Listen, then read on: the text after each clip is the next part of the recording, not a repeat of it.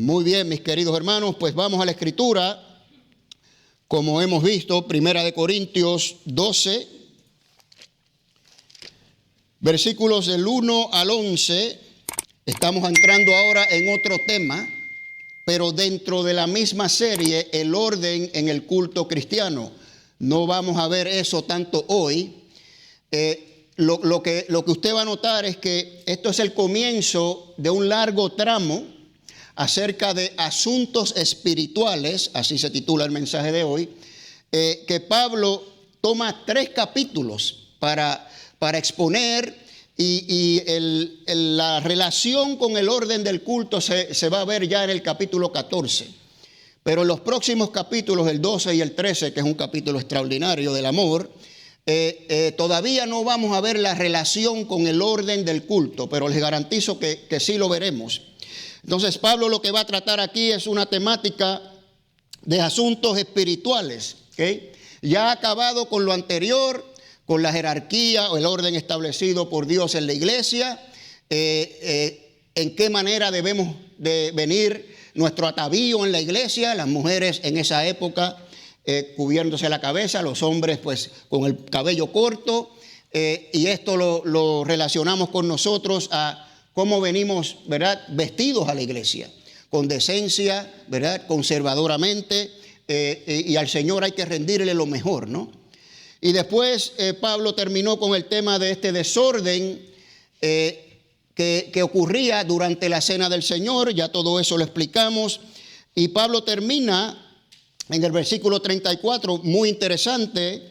Dice: si alguno tiene hambre, comen en casa para que no os reunáis para juicio. Todo esto lo dimos la vez pasada. Y termina: lo demás lo dispondré cuando vaya. Es decir, ha terminado en la carta este asunto, pero hay más cosas que él tiene que decirle a los corintios con respecto a esto. Pero ahora comienza el versículo 1 del capítulo 12. Ahora quiero hablarle de otros asuntos, de asuntos espirituales. Y ahí inmediatamente vemos que hay cierta, diría yo, urgencia de Pablo en tratar este tema. Y tal parece que los corintios, cuando le escribieron esa carta que no tenemos y se la entregaron a Pablo por medio de los de la familia de Cloé, le informaron a Pablo que había cierta preocupación por las manifestaciones del Espíritu Santo que se llevaban a cabo en el culto, ¿verdad? Y Pablo quiere tratar ese tema. Así que en eso es lo que vamos a entrar hoy. Y Pablo dice: no quiero que ignoréis acerca de los asuntos espirituales. Y ya inmediatamente, una vez más, vemos que el mundo espiritual es real. Una vez más lo voy a reiterar y lo seguiré repitiendo, porque es algo que en nuestra naturaleza humana materialista y física tendemos a olvidarnos que hay una realidad espiritual que es tan real como el físico. Asuntos espirituales, hay un mundo espiritual.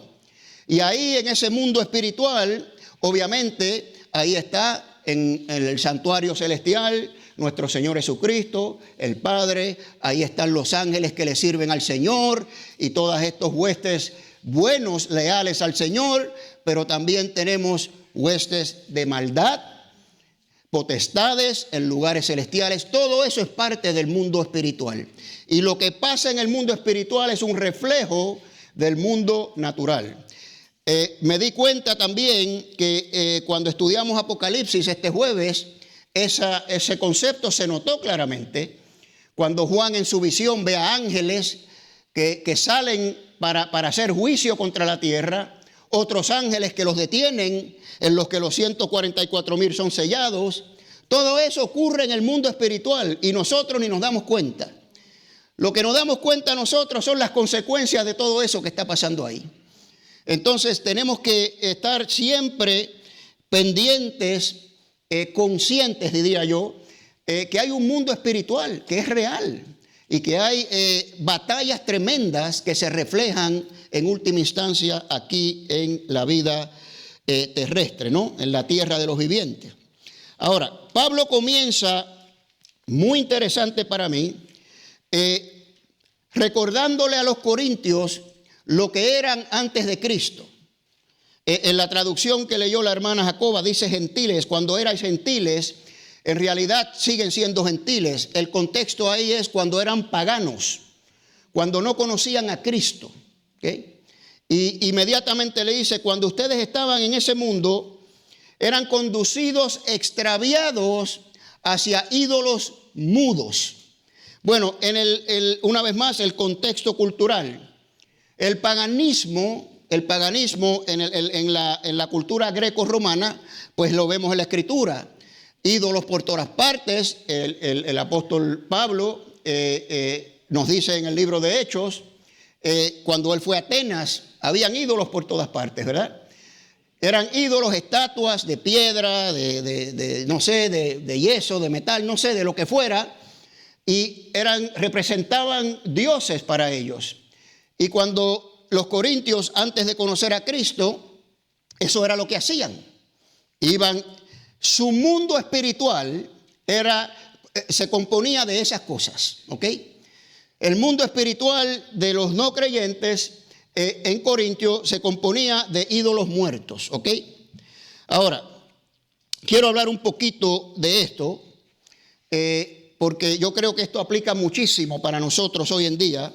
Vamos a leer primero el Salmo 115, si me permite, los versículos del 3 al 5. David empieza diciendo que, bueno, los que preguntan, ¿dónde está nuestro Dios? Pues él le contesta, nuestro Dios está en los cielos, todo lo que quiso ha hecho, los ídolos, las estatuas, los ídolos de ellos son plata y oro, obra de manos de hombres, tienen boca y no hablan, ídolos mudos, ¿ok? Y sigue por ahí, tienen ojos y no ven, oídos y no oyen, pies y no caminan, etcétera, ¿ok? Y ese es el mundo espiritual de los corintios, ¿verdad? Ahora, ¿cómo aplicamos esto a nosotros?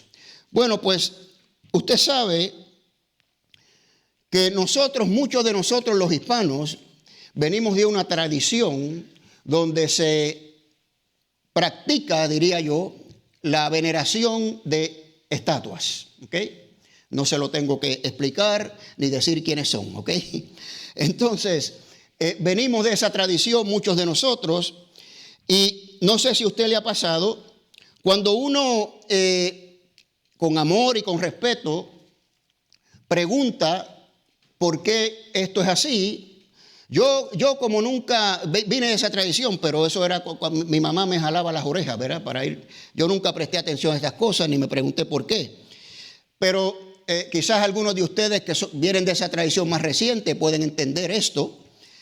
Cuando uno pregunta ¿cuál es el propósito de esto? Esta es la respuesta que yo he oído, ¿verdad? Dice, no, nosotros no veneramos la estatua, veneramos lo que representa la estatua. Esa es la contestación que yo he oído. Bueno, pues está muy bien, pero esto a mí me causa mucha curiosidad, ¿ok? Porque si es lo que representa lo que ellos están adorando y venerando, entonces ¿por qué se inclinan delante de la estatua? ¿Cuál es la necesidad de la estatua, verdad? ¿Cuál es el propósito de tenerla como un intermediario? No me cabe a mí la lógica. Si tú estás tratando de dirigirte a una entidad que no puedes ver, que está en el mundo espiritual, ¿ok? ¿Por qué necesitas una estatua? ¿Por qué necesitas que tus ojos vean algo físico? El mismo Señor Jesucristo le dijo a Tomás, Tomás, tú has creído porque me has visto. Dichosos y bienaventurados los que no me han visto y creen. Amén, hermanos, esos somos nosotros. El justo por la fe vivirá. Entonces, no puedo racionalizar el propósito de las estatuas, ¿ok? Y nosotros tenemos a Cristo como el único mediador, dice la Escritura. No necesitamos ninguna estatua para mediar por nosotros, ¿verdad que no? Dice Primera de Timoteo 2:5, porque hay un solo Dios y un solo mediador entre Dios y los hombres, Jesucristo hombre. Nadie dice amén. Muy bien, ok. Bueno, el asunto es que la estatua, según ellos, es lo que representa. Pues yo no veo la necesidad de tener una estatua para eso. Ahora, lo que sí tengo que decir, y es una realidad, es que hay una ignorancia tremenda en cuanto a esto. Porque al ellos mantenerse en esa posición de que no, yo estoy adorando lo que representa la estatua, le estoy rezando a lo que representa la estatua, ¿ok? Hay una ignorancia que yo llamo la ignorancia del idólatra, ¿ok? Porque detrás de cada ídolo, detrás de cada estatua, la Escritura nos dice claramente que lo que hay es un demonio, ¿ok? Eso no lo digo yo, eso lo dice la palabra de Dios, ¿ok? En Primera de Corintios, aquí mismo, el capítulo 10, acabamos recientemente de exponer este capítulo, versículo 20, Pablo hablando de lo sacrificado a los ídolos, y dice, si tú conoces que esa comida que tú tienes ahí fue sacrificada a los ídolos, no lo hagas. ¿Por qué? Porque lo que los gentiles sacrifican, a los demonios lo sacrifican. Y acabamos de ver aquí que estos gentiles, estos paganos antes de Cristo, iban a ídolos mudos y le sacrificaban a ídolos mudos, y detrás de cada ídolo hay un demonio. Pero quizás el pasaje más extraordinario es Deuteronomio 32, 17. Ese capítulo de Deuteronomio 32 es extraordinario. Les recomiendo que lo lean. Es una, digamos, amonestación al pueblo de Israel de parte de Moisés, y es algo profético. Ya se sabía que se iban a prostituir a otros dioses. Y dice, sacrificaron a los demonios. Esto es amonestando, ustedes, Israel, sacrificaron a los demonios y no a Dios, a dioses. Usted ve la conexión entre demonio y dioses, con D minúscula, ahí está. Entonces, estos dioses que eran de palo, de madera, de bronce, de yeso, de piedra, son demonios, mis queridos hermanos. Y esa es la ignorancia del idólatra. Ahora, esto es lo que sigue después. Esto es lo que yo he oído. Es que tú no sabes. Yo he orado, me he inclinado y me ha concedido las cosas que le he pedido. ¿Usted no ha oído eso? Yo lo he oído muchas veces, ¿verdad?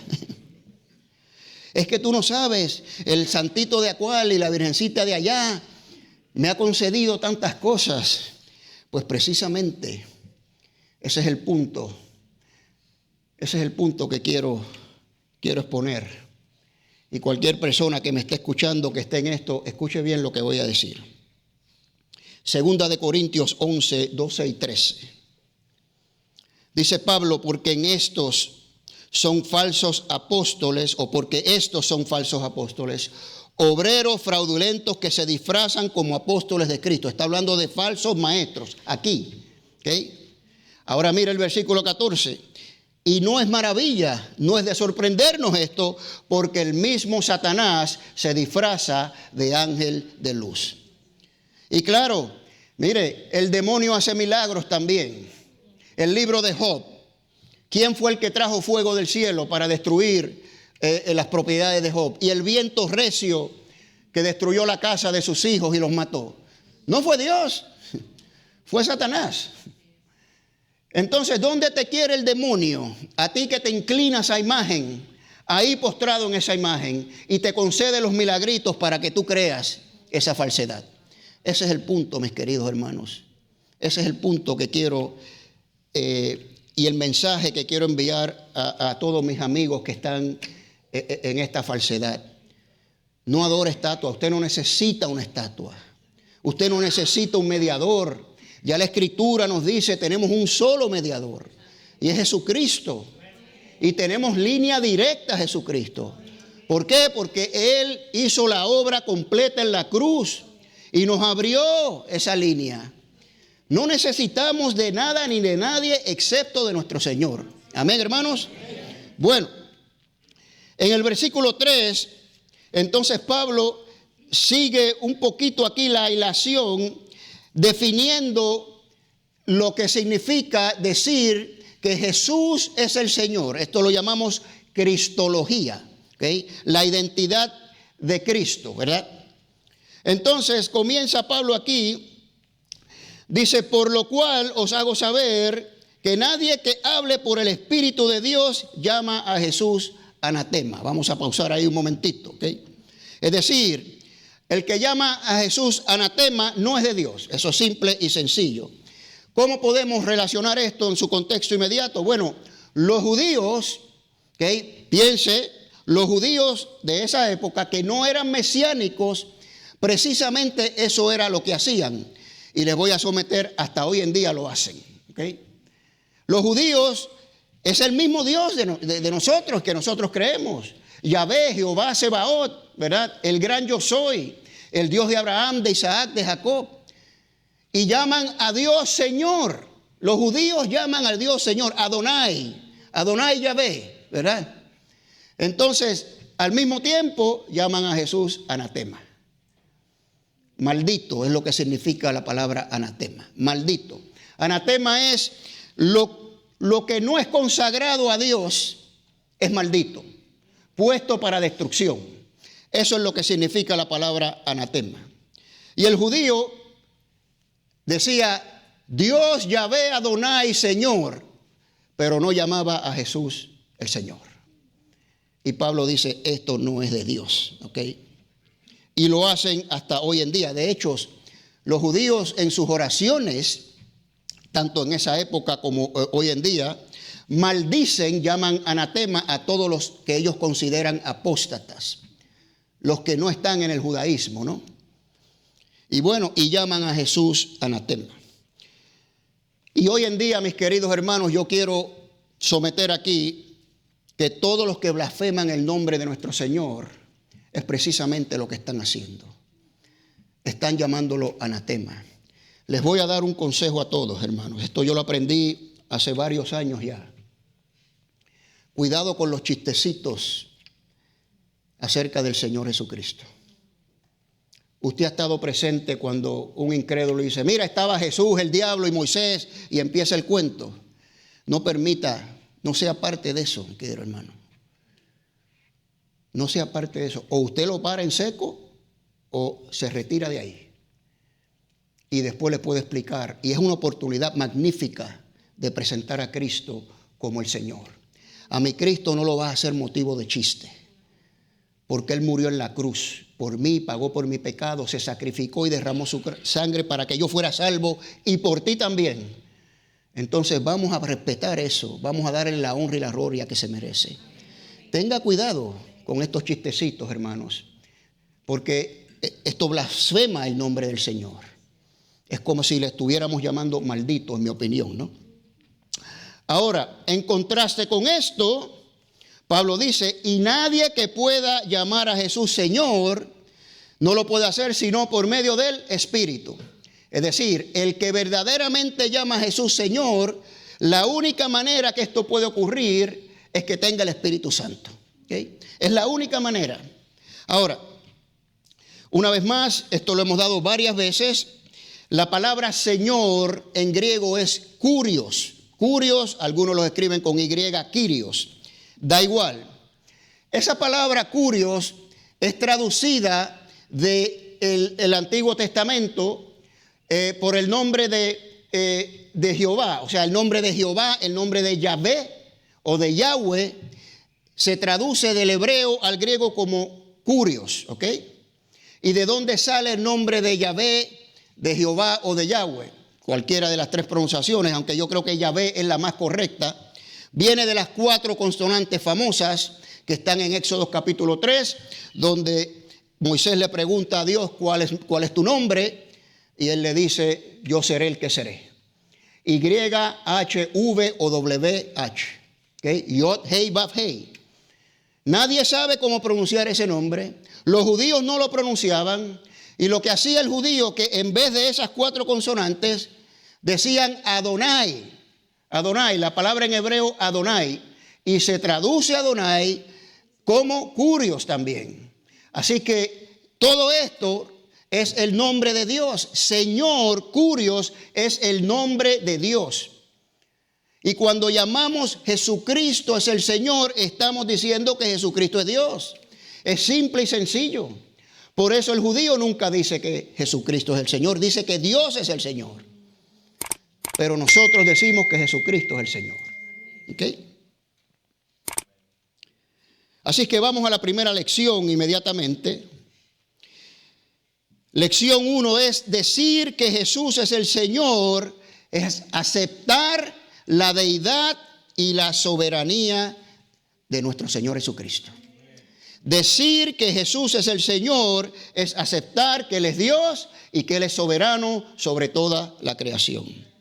Filipenses 2 del 9 al 11, estos son los pasajes tremendos que siguen, esos pasajes que describen cómo el Señor se despojó de su gloria y no se aferró a ser igual a Dios, sino tomó forma de hombre y estando en condición de hombre se hizo siervo y fue fiel hasta la muerte y muerte de cruz, por lo cual también Dios le exaltó hasta lo sumo y le dio un nombre que es sobre todo nombre, para que en el nombre de Jesús se doble toda rodilla de los que están en los cielos y en la tierra y debajo de la tierra, y toda lengua confiese que Jesucristo es Él. Que toda lengua confiese que Jesucristo es Él, para gloria de Dios Padre. Amén. Ahora, eso usted lo puede generalizar. Jesucristo es el Señor. Pero hay otra lección. Lección número 2. Decir que Jesucristo es mi Señor, significa que Él es nuestro amo.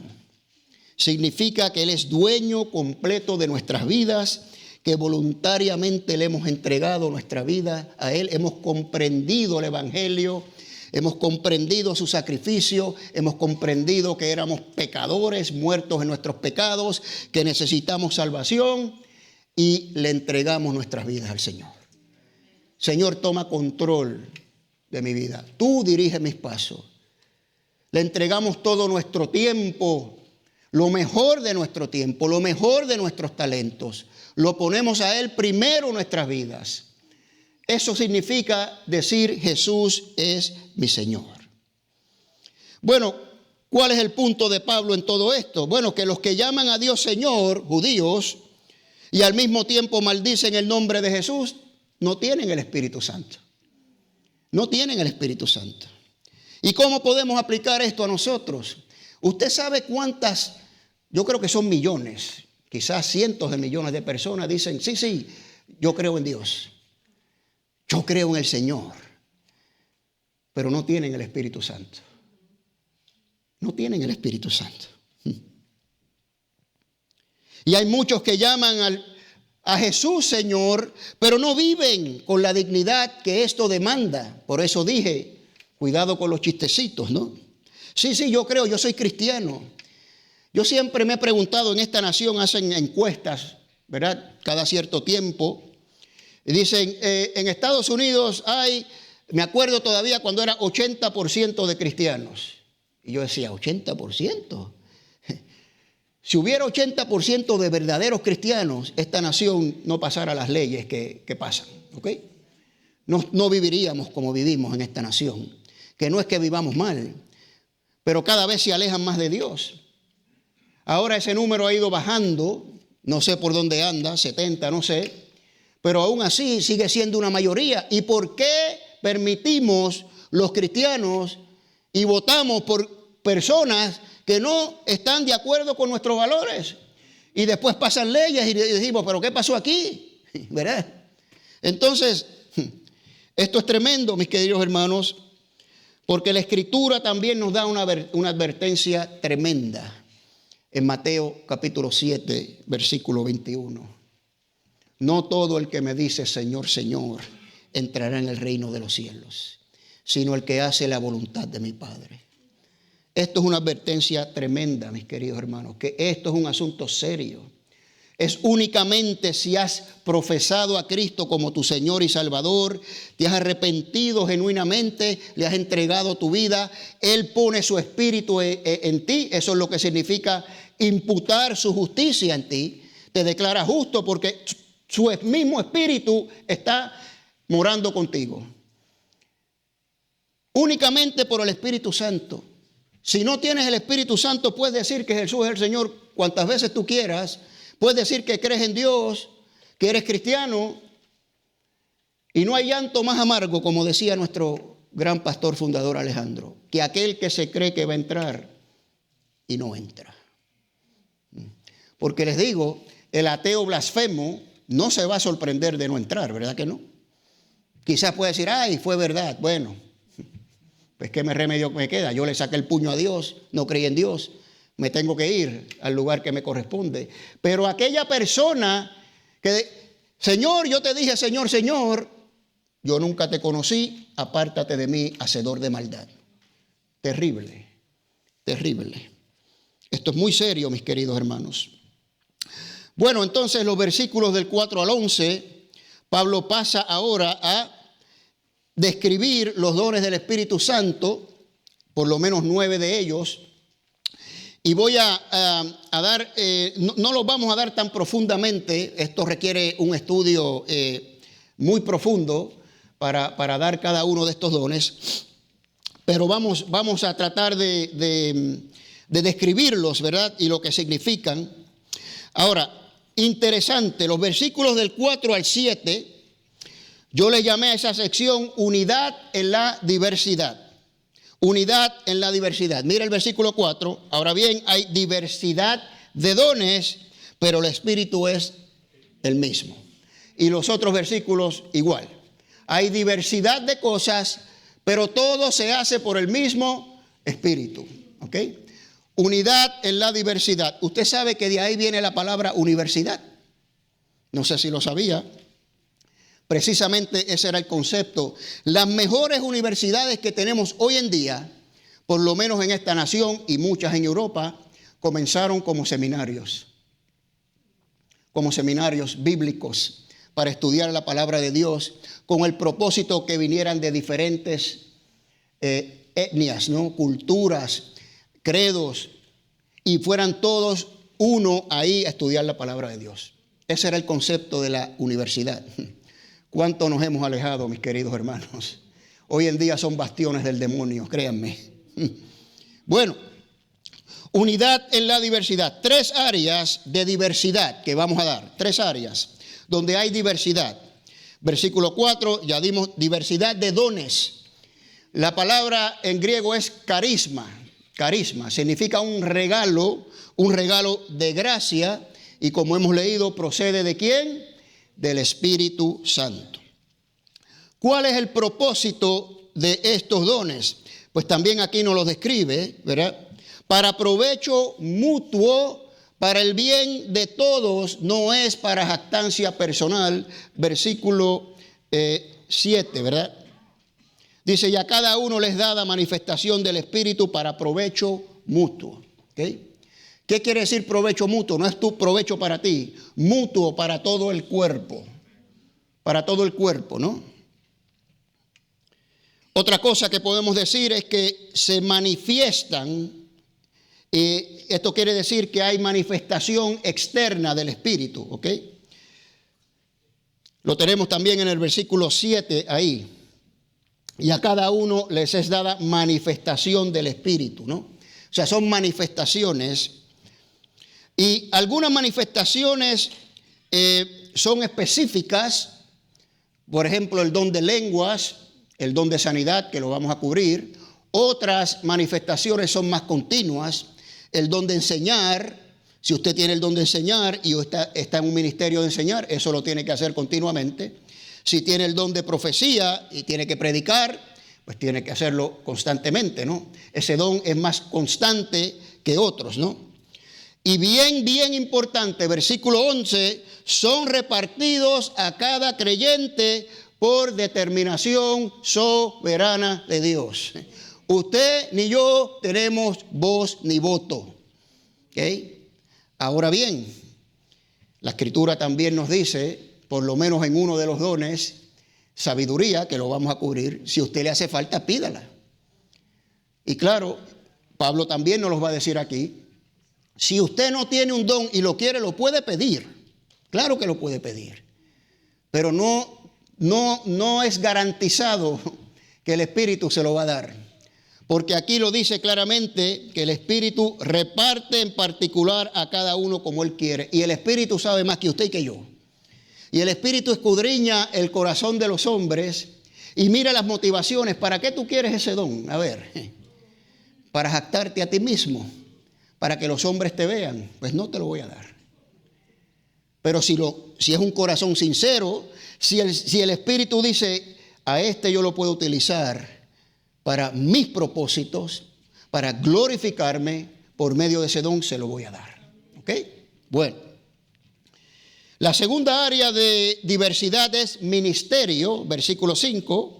Hay diversidad de ministerio, pero el Señor es el mismo.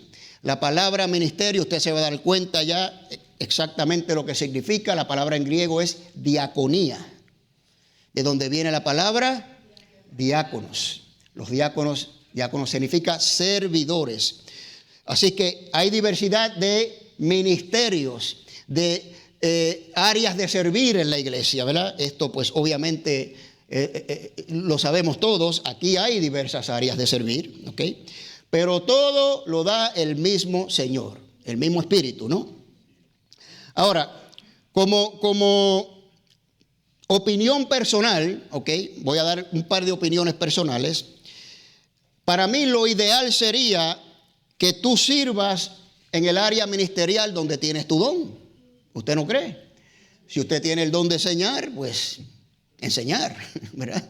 Enseñar a los niños, a los jóvenes, ¿verdad? Estudios bíblicos en su casa, etcétera, etcétera, ¿no?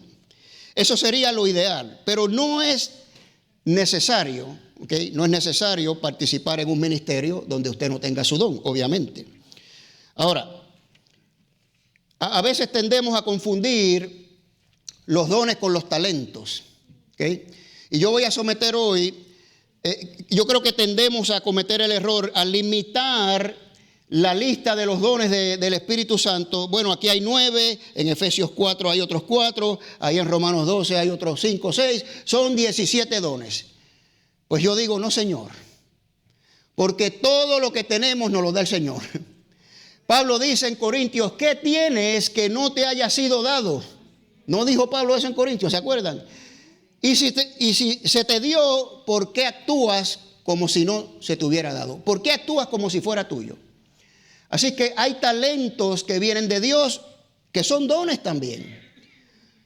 Y hay ministerios que se prestan más a esos talentos. Ejemplo clásico es la alabanza, mis queridos hermanos.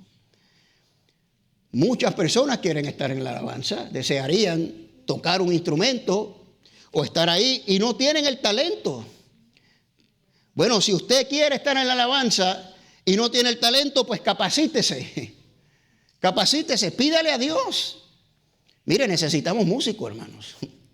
Estamos buscando músicos, ¿ok? Pues mire, échele ganas, porque las cosas no suceden por arte de magia. Ay, Dios, dame este don, yo quiero tocar el teclado.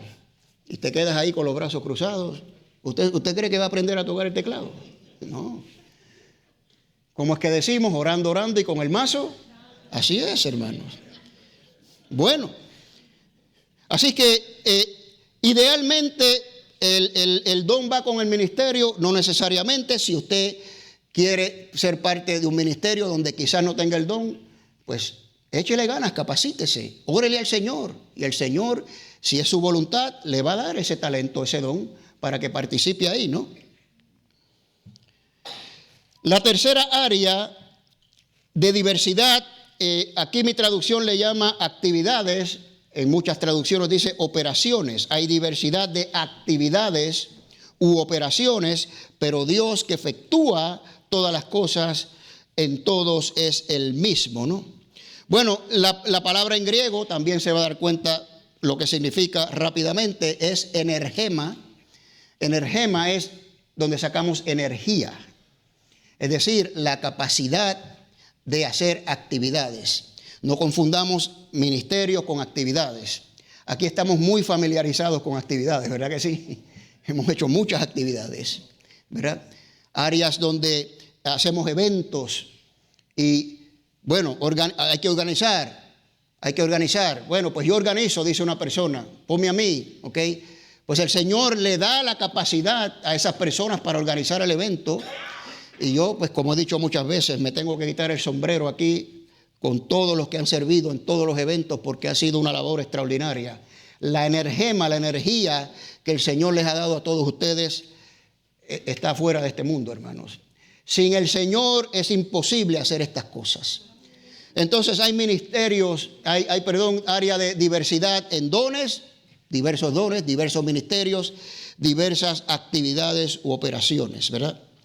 Y en las operaciones Dios da el deseo de servir.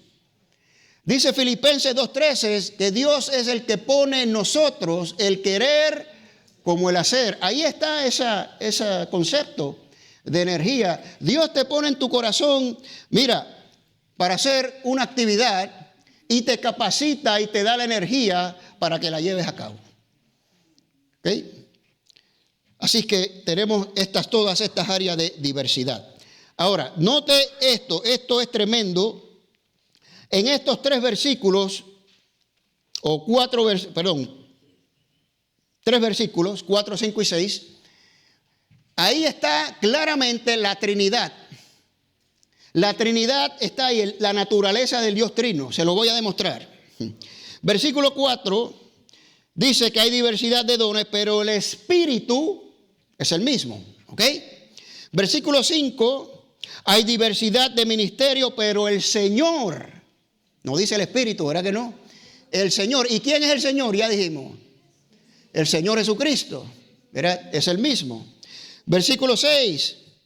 Hay diversidad de actividades u operaciones, pero Dios, no dice ni Espíritu ni Señor, dice Dios. Así que tenemos el Espíritu Santo en dones, el Señor en ministerio y Dios en las actividades. Pero es el mismo, ahí lo dice claramente. Entonces ahí está la Trinidad, mis queridos hermanos. Así que se los doy ahí para que reflexionen. Bueno, y entonces pasamos a los dones, versículo 7 al 11. Y como dije, requiere un estudio más profundo, pero vamos a ver cómo podemos generalizarlo un poquito aquí, ¿no? Ahora, lo primero que quiero decir es que no limitemos, como dije, que hay una lista finita de dones. Sí, claro, en la Escritura los hay, ¿ok? Pero no todo está en la Escritura. La misma Escritura dice que no todo está en la Escritura, ¿ok? Y como dije, todo lo que nosotros tenemos, los talentos, dones que no están aquí, ¿ok? Nos los dio Dios también. Entonces no podemos limitar esta cosa solamente a lo que está aquí, ¿no? Bueno, los dones son para el servicio de Dios y no para jactancia personal, ¿ok? Los dones son para la edificación de la iglesia. La iglesia es el cuerpo de Cristo. Esto es lo que sigue después en este capítulo, del versículo 12 en adelante. Es el cuerpo de Cristo. Cada miembro del cuerpo tiene un don diferente y es para la edificación del cuerpo. Un cuerpo saludable, una iglesia saludable, se caracteriza cuando los miembros del cuerpo, cada uno hace su función según su don. Y no están tratando de meterse en áreas donde no tienen don. ¿Ok? Y así funciona una iglesia saludable. Porque las cosas para Dios se tienen que hacer con excelencia. Y si Dios te dio un don en una área en particular y tú te limitas a practicar ese don en esa área, sirviendo a Dios en esa área en la iglesia, y a otro don en otra área, pues todo el mundo, ¿verdad?, se edifica, es para la edificación mutua y funciona saludablemente la iglesia, hermanos. ¿Ok? Ahora, usted notó cuando la hermana Jacoba leyó que oyó hay muchos a otro, ¿verdad? Ahí lo tienen, empezando por ahí, por el versículo 7. A ver.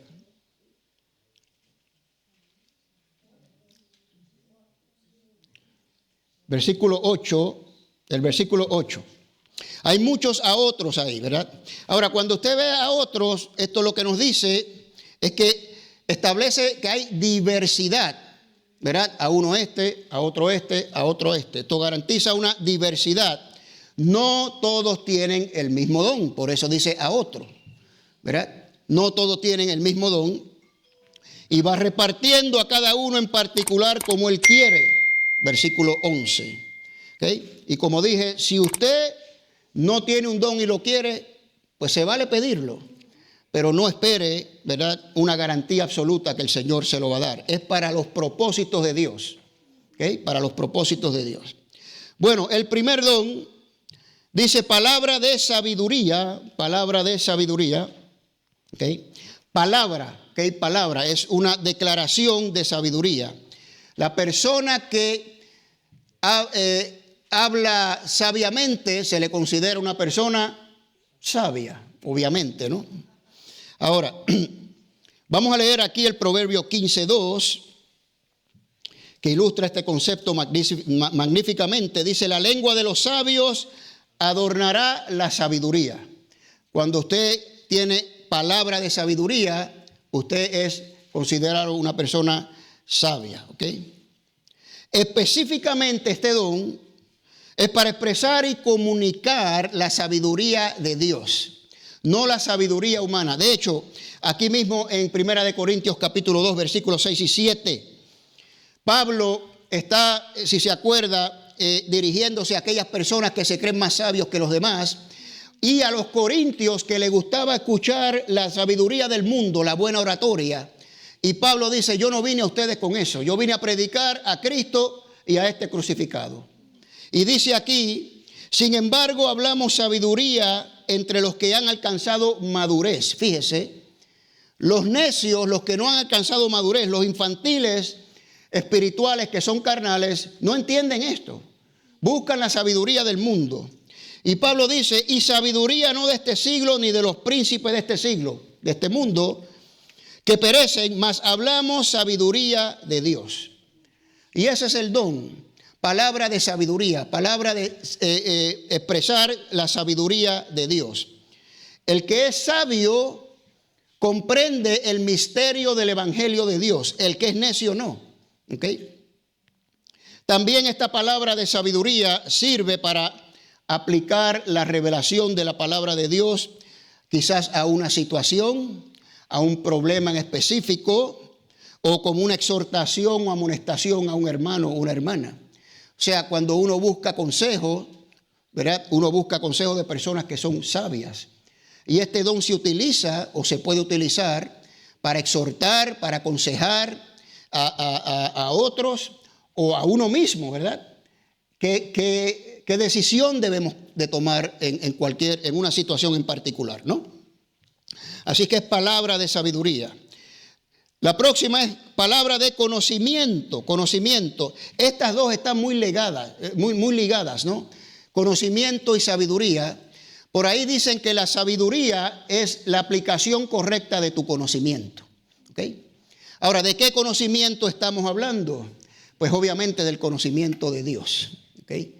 Porque puedes tener conocimiento de muchas cosas y puedes ser sabio en cosas del mundo, pero eso no es lo que estamos hablando aquí. El Espíritu Santo no te va a dar un don que sea del mundo, ¿verdad que no? Así que tanto la sabiduría como el conocimiento es de Dios, ¿verdad? Todo relacionado con Dios, ¿ok? Este don es una declaración, de nuevo, palabra de conocimiento, inspirada por el Espíritu Santo, que revela conocimiento de verdades bíblicas. Revela conocimiento de verdades bíblicas. ¿Ok? Número 3, fe. Bueno, obviamente esta no es la fe que salva, porque le está hablando a creyentes que ya son salvos. ¿Ok? Esta fe es otro tipo de fe. Esta es la fe que permite al creyente ejecutar acciones más allá de sus propias habilidades. Es la fe que le permite al creyente creer más allá de lo que cree. Me lo voy a explicar. Ejemplo clásico, Josué y Caleb. Josué y Caleb. Mientras los otros vieron gigantes y muros, ¿verdad? Y ejércitos fuertes, Josué y Caleb tenían este don. Y dijeron, no, Señor, vámonos porque más podremos nosotros que ellos. Ahora, el reto de este don es que es abstracto, ¿no? Es un poco difícil de ver si uno lo tiene o no lo tiene. Pero yo les voy a someter como viene por medio del Espíritu Santo. Es el Espíritu que lo va a impulsar a usted. Es el Espíritu. Usted lo va a saber. Sí. ¿Ok? Y este es un don que no es repetitivo. Es para situaciones específicas, ¿no? Es la fe que mueve montañas, mis queridos hermanos, que capacita al creyente a creer mucho más allá de lo normal, digamos. Les voy a dar dos ejemplos. Uno que tuvo esta fe y el otro que no tuvo esta fe. ¿Okay? En Mateo 8, el centurión, que va donde el Señor Jesucristo, ¿verdad? Y su siervo, su criado, está muy enfermo y se encuentra el Señor en el camino y le pide que lo sane. Y el Señor le dice, bueno, pues está bien, vamos, yo lo voy a sanar. Y él le dice, no, yo no soy digno de que vengas a mi casa, pero una sola palabra desde aquí, una tuya bastará. Ahora es importante este diálogo, ahí se lo doy de tarea para que lo lea. El centurión antes de esto le dice, yo soy un hombre de autoridad. Yo le digo a un soldado, ve para allá y él va para allá, uno que viene para acá y viene para acá. Así que tú solamente di la palabra. ¿Qué le está diciendo el centurión al Señor? Tú tienes autoridad, es más autoridad que yo, aún sobre las enfermedades. Esa fe tremenda, al grado de que el Señor Jesucristo mira alrededor y dice, no he visto en Israel tanta fe como esta. Imagínense, ese es ese don que estamos hablando aquí. Ahora, en contraste con esto, el padre del niño endemoniado, que se lo lleva a sus discípulos y no lo pudieron echar fuera, y están argumentando ahí, el Señor llega, ¿de qué están hablando? ¿De qué están discutiendo? Y el padre del niño le dice, mi hijo está endemoniado, se lo traje a tus discípulos, y no pudieron echarlo. ¿Okay? Y el Señor se molesta. Dice, generación incrédula, ¿hasta cuándo estaré con ustedes? Tremendo. Bueno, usted sabe la dinámica ahí, ¿verdad? Y trae al niño y el niño se revuelca por todos lados. Y el Señor, ¿hace cuánto tiempo está así? Desde niño. Y el padre le dice, si quieres, puedes ayudarme. Y el Señor le contesta en pocas palabras, si puedes creer, al que cree, todo le es posible. Ahí está el don. Sin embargo, miren la respuesta de este hombre, ¿no? El padre del muchacho clamó y dijo, creo, ayúdame en mi incredulidad. Es decir, le faltaba esa fe más allá de lo que él ya creía. Mire, hermano, nosotros los que estamos en Cristo tenemos fe, creemos de estas cosas. Pero hay situaciones que tenemos que incrementar eso. Y eso viene por medio del Espíritu Santo. Cuando está en medio usted de una situación, una decisión que no sabe qué hacer, decisiones monumentales en nuestras vidas, o lo que sea, ¿verdad? Que vemos una montaña ahí tremenda con los ojos humanos. A lo mejor ahí viene el Espíritu. Pídale al Espíritu ese don, para que lo capacite si tiene que saltar esa montaña o no. Y el Espíritu se lo va a dar, se lo va a dar. Bueno, el próximo don, sanidades, es interesante que está en plural, sanidades. Eso quiere decir dos cosas. Una diversidad de sanidades, enfermedades, ¿no? Enfermedades, diversidad de enfermedades pueden ser sanadas. También indica diversidad de formas en las que pueden ser sanadas, ¿ok? Por eso está ahí en plural. Y fue un don muy necesario en los tiempos iniciales de la iglesia, como usted puede ver, sanaciones por todos lados, tanto del Señor Jesucristo como de los apóstoles. Ahora, estas sanidades, yo someto, pueden ser instantáneas, por medio de una sola palabra, pueden ser graduales, ¿okay? La forma también varía, ¿okay? La forma en que el Señor sana puede ser por medio de la medicina, mis queridos hermanos, ¿okay? En Santiago 5, 14 y 15, nos dice Santiago, ¿está alguno enfermo entre vosotros? Llame a los ancianos de la iglesia y oren por él, ungiendo con aceite en el nombre del Señor. Y ya les dije que la unción con aceite era para curación. Para eso era que se usaba el aceite, además para ungir pues a los sacerdotes, pero era mayormente para curación, ¿verdad? Así que póngale la medicina y oren. Entonces, yo siempre he dicho, ¿verdad?, que si usted está enfermo, pues hágale caso a su doctor y ore, y no desmaye, porque el Señor utiliza lo que sea, los recursos que Él tenga a su disposición para sanar, ¿ok? Bueno, el próximo, yo lo tengo aquí como operaciones milagrosas o actividades milagrosas o el don de hacer milagros, ¿no? Milagros. Es diferente a las sanidades en el sentido de que son milagros poderosísimos. Una sanidad sobrenatural es un milagro, ¿verdad? Pero el contexto aquí son milagros que demuestran la gloria de Dios, ¿ok? Y son usados para convencer al incrédulo, ¿ok? Aquí está la palabra claramente. Por ejemplo, milagros como echar fuera demonios, ¿ok? Milagros como el viento y las olas lo obedecen, ¿se acuerdan? Cuando el Señor hizo eso, ¿qué dijeron los discípulos? ¡Ay, quién es este! Hasta el viento y las olas lo obedecen. Eso es para atraer, hermanos, para mostrar el poder y la gloria de Dios, ¿ok? En Juan 2:11, el primer milagro que hizo el Señor, mire lo que dice.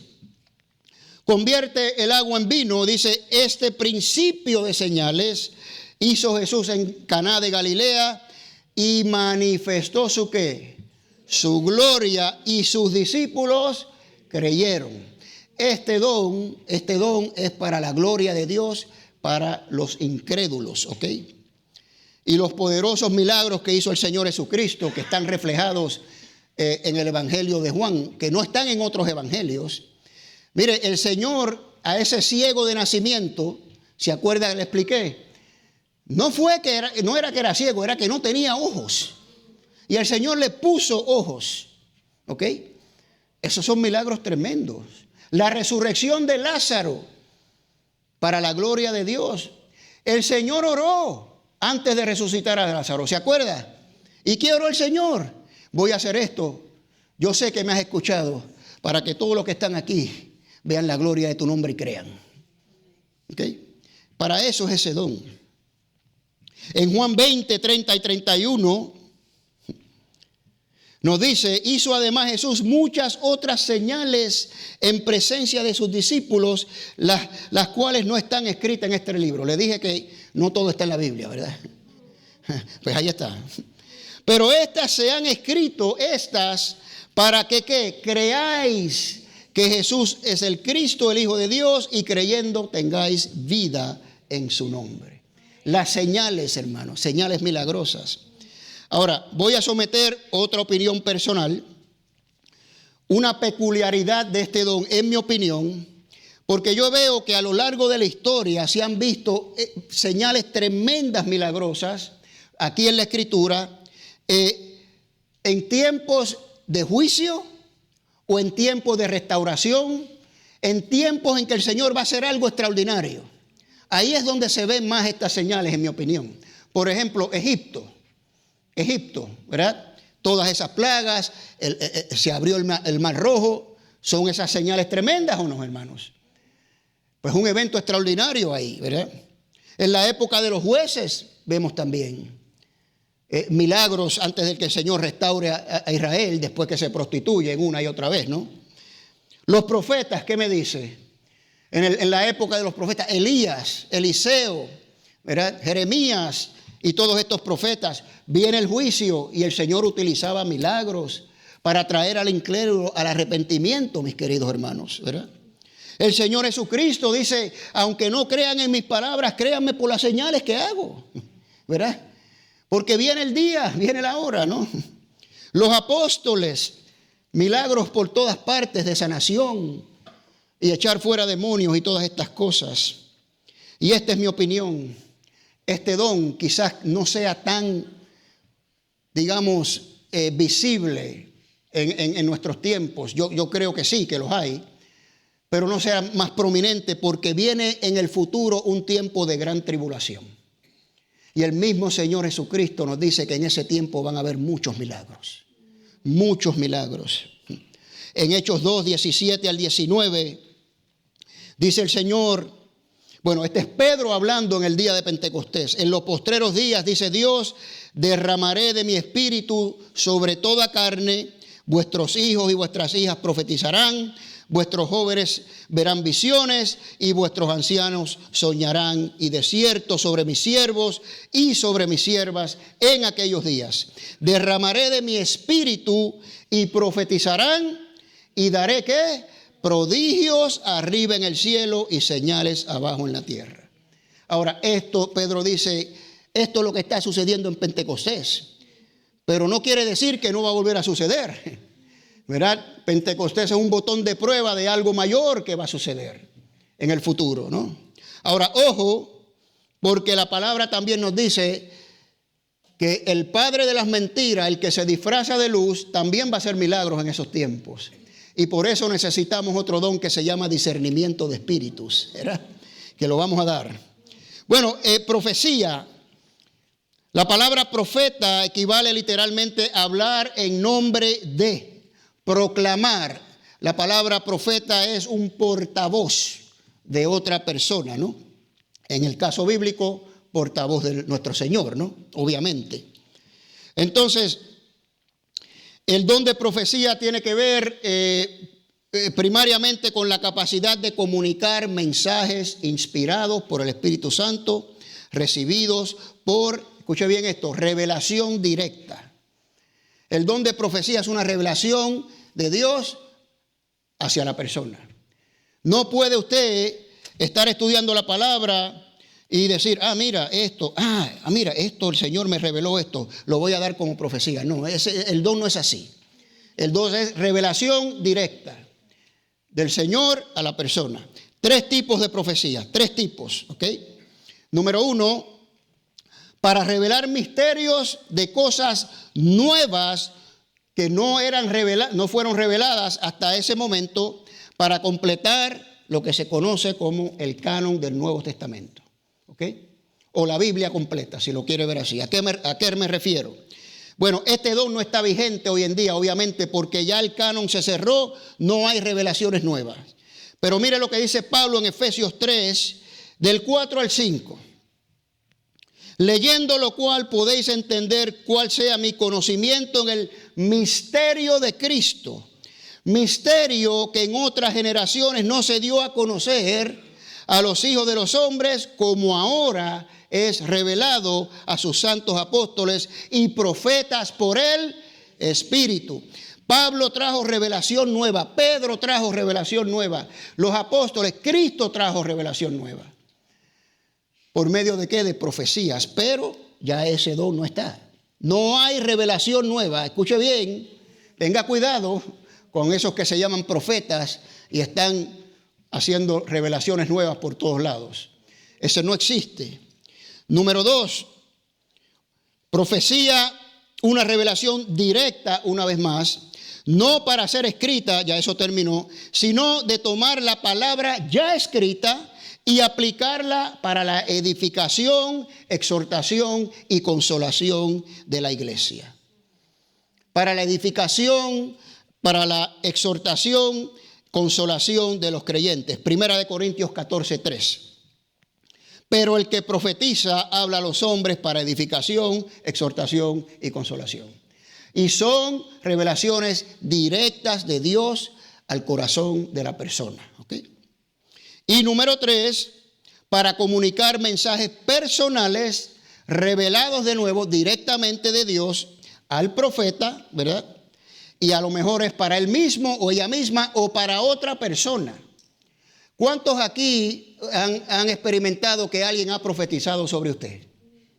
Levante su mano, yo quiero ver. No muchos. Ok. Varios. Ok. Bueno, a mi esposa y a mí nos sucedió hace muchos años. Una persona muy querida profetizó, era acerca de nuestro hijo, y profetizó ahí hablando en lenguas, y había un intérprete ahí, ¿verdad? Y yo pues le dije, Señor, ayúdame en mi incredulidad. Porque yo dije, ¿qué es esto? ¿Verdad? Ahora, Ustedes saben lo que ha pasado con nuestro hijo y sigue pasando. El cambio que el Señor está haciendo en su vida es extraordinario, pero han pasado más de 23 años de esto. Así que no sé, ¿verdad? El punto que quiero exponer aquí es que tenga cuidado. Esta es la manera que yo trato estos asuntos. Si viene una persona a decirme a mí, mira, el Señor dice que sigas predicando la palabra, me reveló esta profecía, con denuedo, que no desmayes. Yo le voy a decir, pero eso lo veo yo en la palabra todo el tiempo. Eso el Señor me lo dice a mí todos los días. Entonces ese no es profeta. ¿Okay? Ahora, si viene y me dice una profecía relacionada con algo que está en mi corazón, que yo estoy buscando, un consejo, una situación, que nadie sabe nada más que yo, entonces sí le voy a hacer caso a esa persona. ¿Okay? Dice Hechos 21:11, tenemos un ejemplo de esto, el famoso profeta Agabo, dice, permaneciendo nosotros ahí algunos días, descendió de Judea un profeta llamado Agabo, que quien viniendo a vernos tomó el cinto de Pablo, atándose los pies y las manos, y dijo, esto dice el Espíritu Santo, así atarán los judíos en Jerusalén al varón de quien es este cinto y lo entregarán a los gentiles. Exactamente lo que pasó. Y Agabo profetizó una hambruna también en Jerusalén, que también pasó, de hecho en el imperio completo, ¿no? Y la Escritura nos da una prueba para determinar cuáles son los falsos profetas, mis queridos hermanos, ¿ok? Está en Deuteronomio 18. Y cuando yo confronto a los testigos de Jehová, los mormones, que han hecho muchas falsas profecías con esto, ¿verdad? Le digo, ¿tú sabes cuál es la prueba de los falsos profetas? Está en Deuteronomio 18. Si se cumple lo que se dice, pues es profeta. Si no, no. Es muy sencilla. Y ustedes han hecho tantas falsas profecías. Una vez una persona me dijo, sí, pero ya pedimos perdón por eso. Ah, qué bueno que pidieron perdón. Ese no es el punto. Sal corriendo de ahí porque son falsos profetas. ¿Verdad? La próxima son discernimiento de espíritu. Le tengo que confesar, este es mi favorito. Este es el que yo pido todo el tiempo. Sirve para la identificación de falsos maestros, falsos profetas. ¿Okay? Este don le da a la persona la capacidad de identificar fácilmente quiénes son los falsos. Muy, muy importante para nuestros tiempos. No se lo tengo que explicar. Pero también para los tiempos de la iglesia, ¿verdad? Les voy a decir dónde está el reto de reconocer a los falsos profetas y espíritus. Usted se acuerda en Filipo, cuando Pablo llegó con su séquito, ¿verdad? Y había una mujer con espíritu de adivinación. Pues le voy a decir lo que dijo esa mujer. Cuando vio a Pablo, dijo, siervo del Dios Altísimo, que anuncian el camino de la salvación. ¿Es verdad eso o no es verdad? Claro que es verdad. ¿Pero quién lo dijo? Un demonio. Entonces, hay que tener cuidado, ¿verdad? Por eso es que hay tantas personas que caen ante los falsos profetas. Y nos dice Primera de Juan 4:1, amados, no creáis a todo espíritu, sino probad los espíritus si son de Dios, porque muchos falsos profetas han salido por el mundo ya en el tiempo de Juan. Y ahora estamos peores.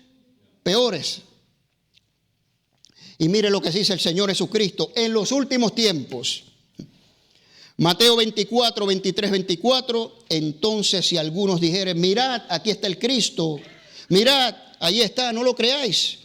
Porque se levantarán falsos cristos y falsos profetas y harán grandes señales y prodigios de tal manera que engañarán, si fuere posible, a los escogidos. Qué tremendo, ¿verdad? Por eso dije, bueno, van a haber grandes señales y prodigios en los últimos tiempos, pero hay que saber discernir cuáles son las verdaderas, ¿no? Y otra opinión personal en este don, para mí, por eso es que lo pido tanto este don, es útil para discernir la voluntad de Dios. ¿Por qué? Porque mire, nosotros estamos rodeados de tanto ruido. Y a ruido me refiero ruido carnal, ruido emocional, ruido espiritual de los ataques del demonio, ruido del mundo que nos quieren convencer de otras cosas. Y yo digo, Señor, dame discernimiento para que tu voz se oiga por encima de todo ese ruido. claramente, yo quiero hacer tu voluntad. Yo quiero discernir tu voz sobre cualquier otro ruido para ser obediente a lo que tú quieras que yo haga. Ese es mi favorito, mis queridos hermanos. Así se los confieso, ¿verdad? Bueno, y los últimos dos es el don de lenguas e interpretación de lenguas. No vamos a dar mucho de esto porque en el capítulo 14 es precisamente de lo que vamos a hablar, ¿no? Ahora, lo que sí voy a decir, que la palabra lenguas es la palabra glosa en griego, de glosario, significa idioma. Eso es lo que significa. Se utiliza 50 veces en el Nuevo Testamento solamente para describir la lengua, el miembro del cuerpo, idiomas. No significa nada más. ¿Ok? Así que no son idiomas o lenguas extrañas, son idiomas que la persona no conoce, ¿ok?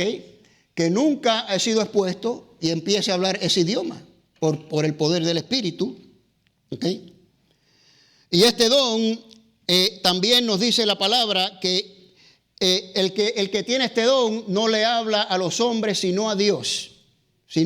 ¿Ok? Y cuando se manifiesta en la iglesia, tiene que haber un intérprete, que es el próximo don. Interpretación de glosa, de idiomas.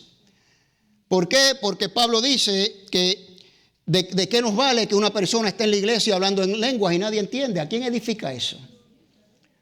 Entonces, vamos a ver también en el capítulo 14 que cuando ese don se manifiesta en la iglesia y hay interpretación, es para los incrédulos también, para atraer a los incrédulos, ¿verdad?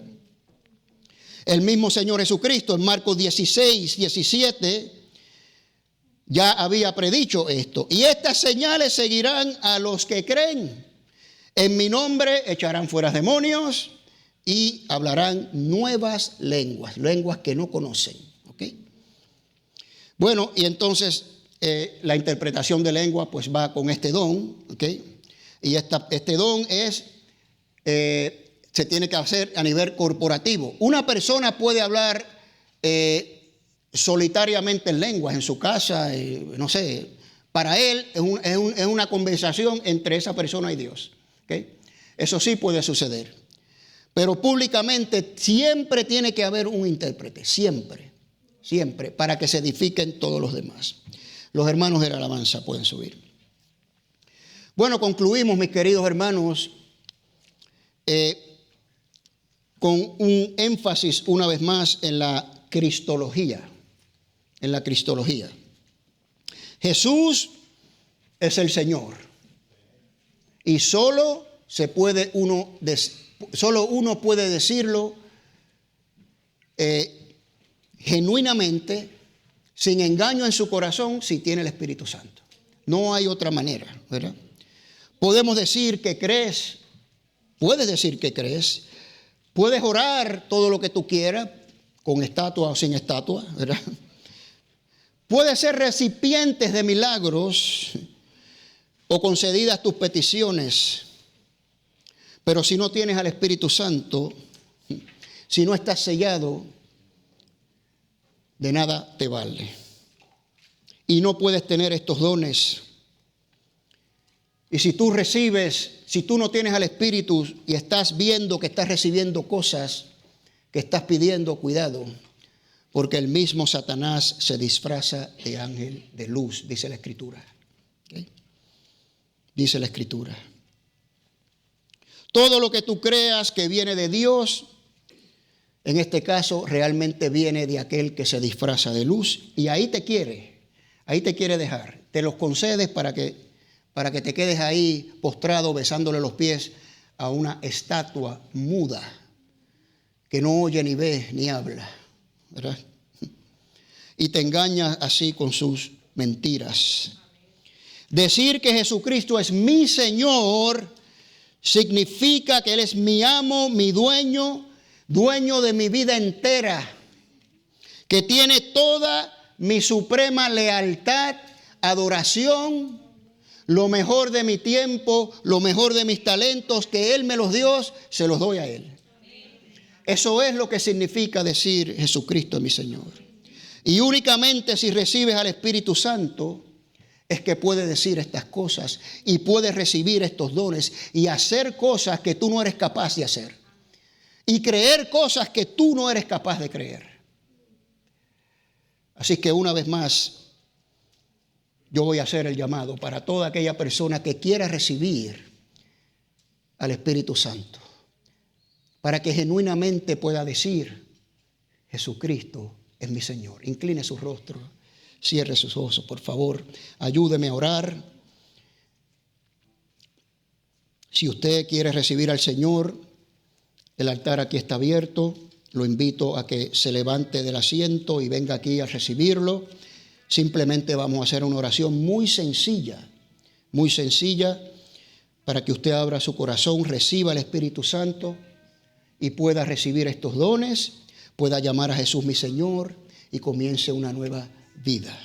Oremos. Bendito Padre Celestial, Señor. Tú sabes, Señor, que aquí hay personas que necesitan recibir tu Espíritu, Señor. Personas que quizás admiten que creen en ti, Señor, que conocen el Evangelio, pero que en realidad, Señor, no lo han practicado. No entienden lo que significa decir Jesús es mi Señor. Y aunque quizás creen de alguna manera superficial, sus vidas no reflejan la dignidad de esta creencia. Por esos que están aquí sentados hoy, quizás alguien que nos esté escuchando en estos momentos, por eso pedimos en el nombre de Jesús, porque la obra es tuya, Señor. El Espíritu Santo es el que redarguye, convence el corazón de justicia, de juicio, de pecado, Señor. El Espíritu Santo es el que atrae, Señor, por medio del poder de tu palabra que hemos predicado, Señor. Porque tu palabra es poder para salvación para todo aquel que cree. Te pedimos pues en el nombre de Jesús, Señor, que tú levantes de su asiento en estos momentos a cualquier persona que se humille ante tu presencia y venga con un corazón contrito, humillado, dispuesto, Señor, a entregar el señorío de su vida a ti, para que tú mores en él o en ella, Señor, y te sirva por el resto de sus días y pueda decir en su corazón con júbilo y en una gran victoria: Jesucristo es mi Señor. Gracias, Señor Jesucristo, por la oportunidad que nos das de hacer este llamado por medio de tu Espíritu. Eres tú, Señor, el que lo haces. No soy yo, Señor, eres tú. A ti te damos la gloria y la honra. Y en el nombre de Jesús hemos orado. Amén y amén. Bendito sea el Señor.